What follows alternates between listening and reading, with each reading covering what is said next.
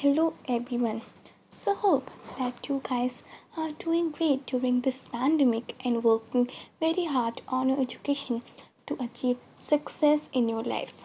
So with this thought in our minds, let's continue with today's lesson that is going to be first chapter of biology, the fundamental unit of life.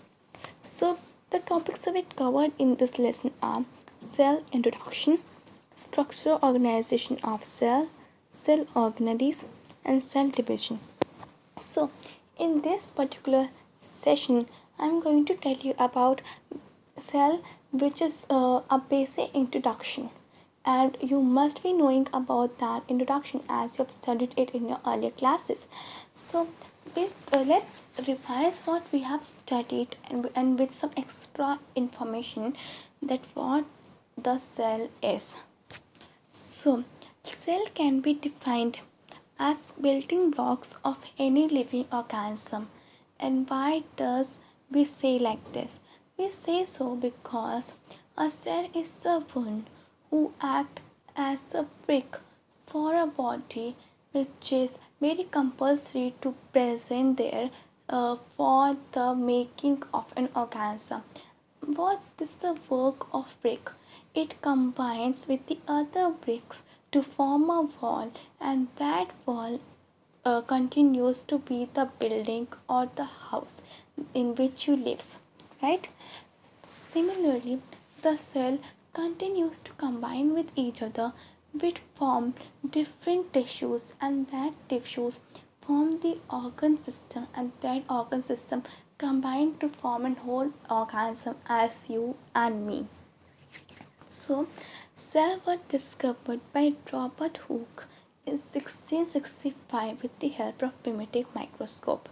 And after the Robert Hooke, it was the Louis Van Hoek who discovered free living cell in the pond water in 1674 with the help of improved microscope. So he was the one who discovered the free living cell that were present in the pond water in the year 1674 with the improved microscope, and that microscope was designed by himself.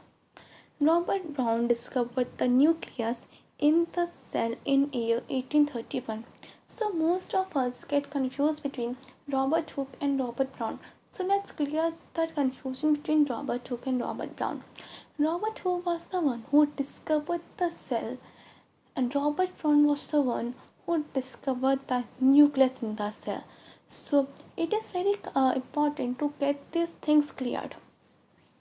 Then comes Prunji in 1839 who coined the term protoplasm. So he was the one who coined the term which is known as protoplasm in 1839, and we will be learning about protoplasm further. And that protoplasm is the fluid substance which is present in this cell. The cell theory was composed by Schleiden and Schwann in 1839. So these are the two great scientists who composed the cell theory in the 1839. Virchow further expanded the cell theory in 1855. So after the cell theory was composed by Schleiden and Schwann in 1839, it was Virchow who further expanded their ideas of the cell theory in 1855. So you know how these scientists have played a great role in our lives to make us to discover what the cells were, and because of them only we are eligible, that we are able to know that what the cell is, how does it works, and all its history. Then there comes the types of organism.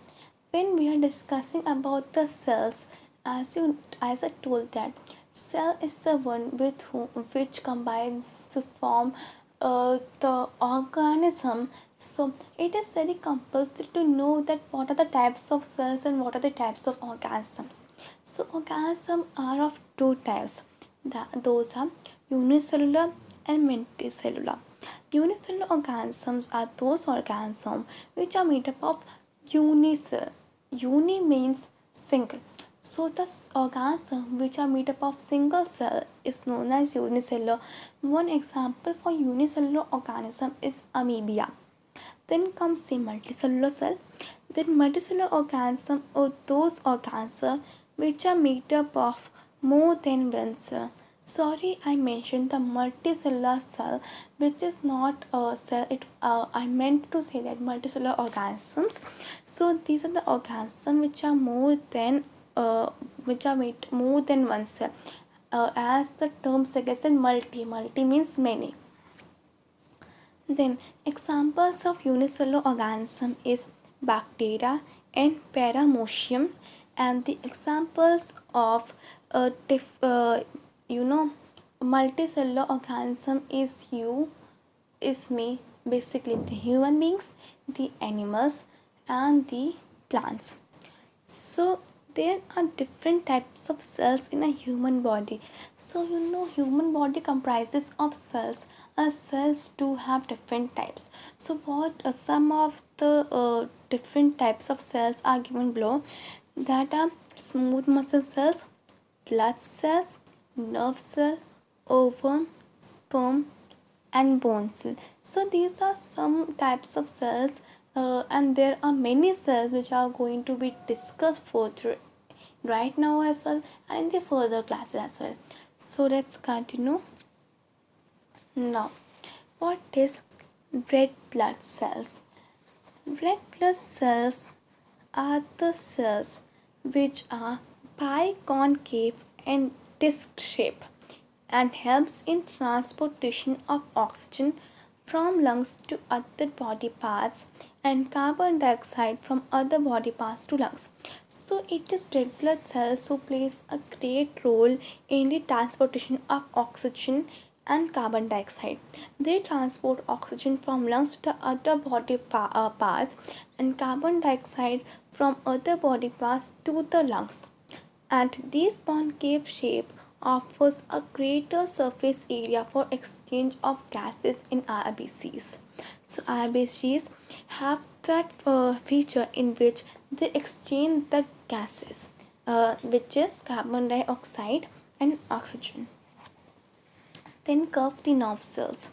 These cells are long, thin cells which helps in transmitting electrical messages and signals.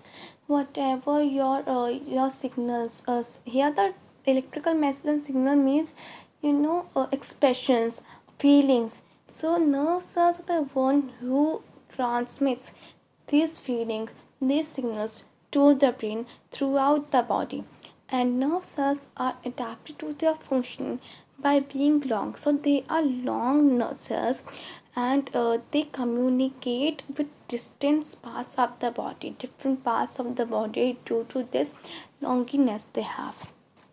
Then comes the prokaryotic cell. So what is prokaryotic cells? These cells are those cells which do not have defined nucleus, or you can say that the nuclear material is not enclosed by the nuclear membrane, and membrane bound cell organelles are absent. Don't worry, we will be discussing that what is nuclear membrane, but this is an introduction part.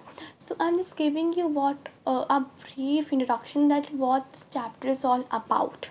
So that prokaryotic cell is the organism like the bacteria. One example of the prokaryotic cell is bacteria.